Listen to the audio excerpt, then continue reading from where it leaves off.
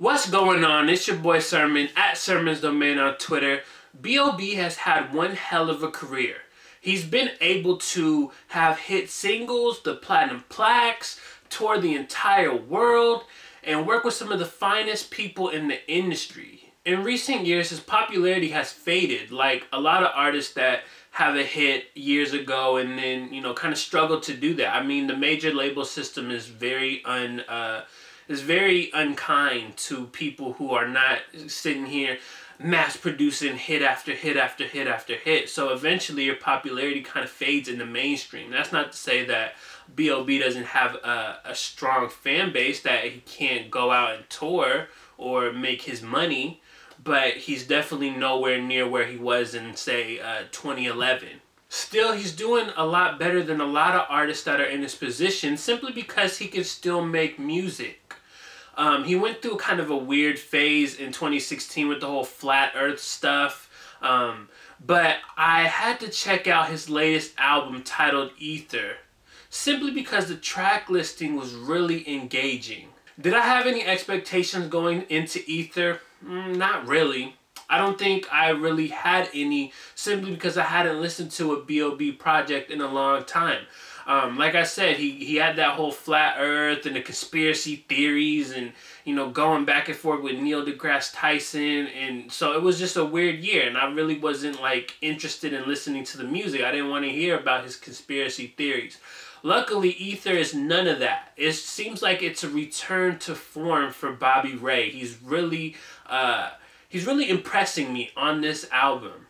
As I mentioned, it was a track listing that really appealed to my eyes. Seeing the fact that he had Lil Wayne and K.R.I.T and Usher and T.I and, a cast of other people, where you have a bunch of guests on this album, but it doesn't feel like it's overpowering. But having those names made me like, damn, I might have to check this one out. And I'm really glad that I did. Now let me talk about my favorite songs, starting off with Middleman.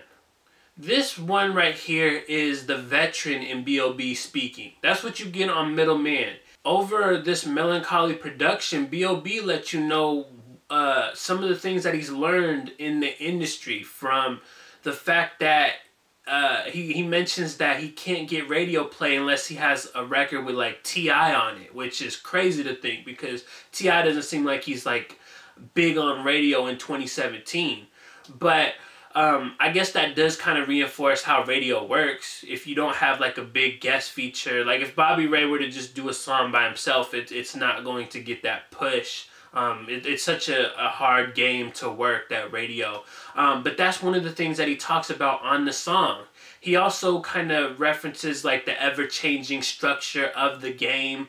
For example, like he mentions how people aren't buying artists, or they're not buying albums as much anymore, but still artists are in a rush to get like these deals where they're be in debt and have to owe back all this money to the label, and there's no guarantee that they'll be a success just because they signed. So there's a lot of things on this track that he talks about, and I think it's a very thoughtful record. You can definitely hear like the grizzled veteran in him when he speaks. But that's not all you get on Middleman.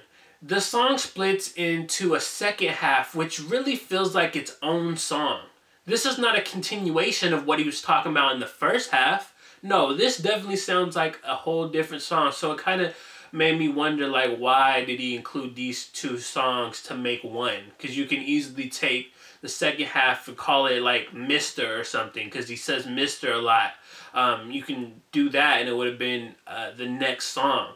But nonetheless, I like the second half, but I thoroughly enjoyed the first half a lot more, and that was where my focus was when I was listening to the song. My other favorite is Big Kids featuring CeeLo Green and Usher.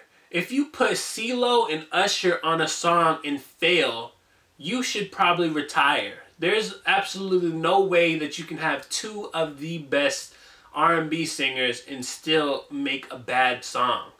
Like, if I were to pick up the microphone and start rapping today and I got a single with these two, I would make it work. It would sound great, and I've never written a bar in my life.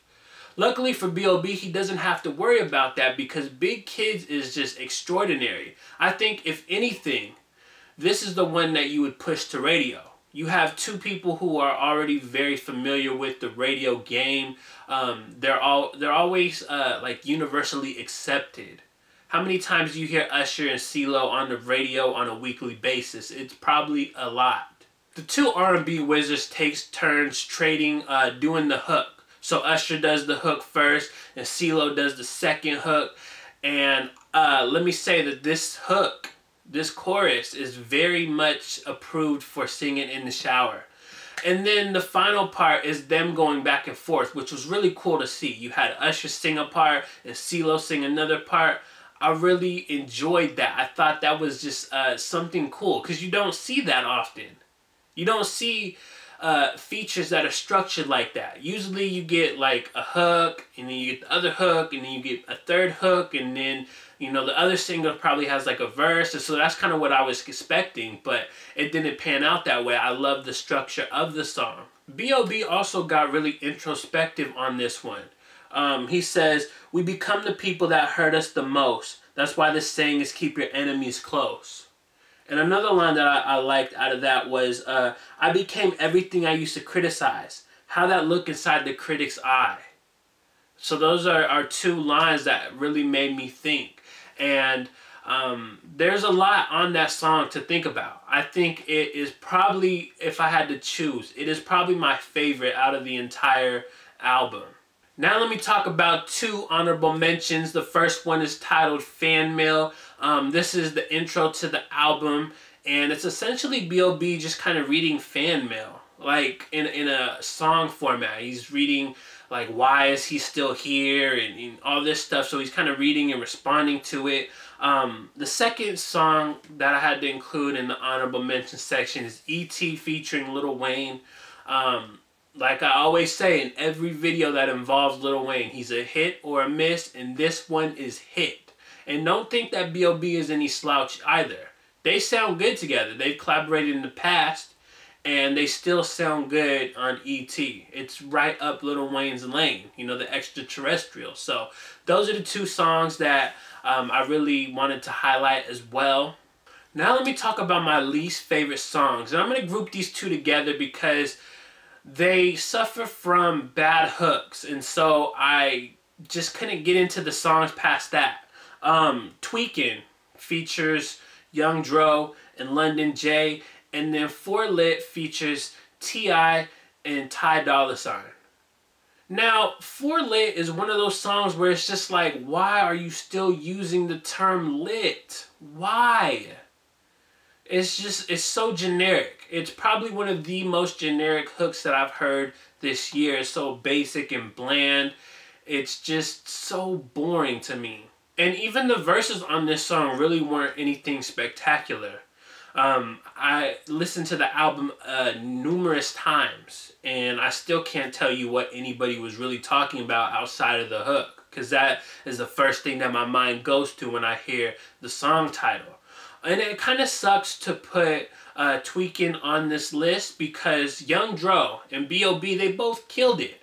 But I just don't like that hook. I always look at it like this. If the hook sounds like something that blends in with this generation, then I don't like it. Because B.o.B is not that type of artist. And I know he's not doing this hook. It's London J that does it. But it just doesn't fit what B.o.B has done in his life, in his career. It sounds like something that you would give to like a Gucci Mane or a Chief Keef or I don't know, any other rapper that's kind of in that similar lane. Ether goes through cycles for me. It starts out very promising. The first 4 songs on there, great, excellent work. But then it kind of starts to diminish in quality as you continue listening past that point. Not to say that every song is bad, but it really doesn't pick up until maybe like the last couple songs on the album. So we started out and finished robustly. I feel like if this were to be scaled down to, let's say 7 songs, 7 of the best songs on here, and 4 of those would be the first 4 songs on the album. So you probably pick like maybe the last 2 and then 1 other. I think Ether would serve a better purpose if it was an EP. you know, kind of scale back some of the fat. But nonetheless, I was impressed. I was not expecting to like a B.o.B album in 2017. And I think that goes to show you, like, just because an artist isn't a mainstream sensation anymore, just because they're not widely popular, doesn't mean that they can't still make good music. And so I think, if anything, you as a listener, you should go out of your way and, you know, listen to these artists. They might be, you know, 5 years from their last big hit, but they still might be putting out really great quality music, and I would highly recommend checking out B.o.B's Ether. So those are my thoughts on the album. Once you listen to it, let me know what you think about it in the comment section below. Then like the video, subscribe to the channel if you're not already, share the video. Follow me on Twitter @SermonsDomain, and as always, thank you for your time. I appreciate you for watching, and until next time, peace.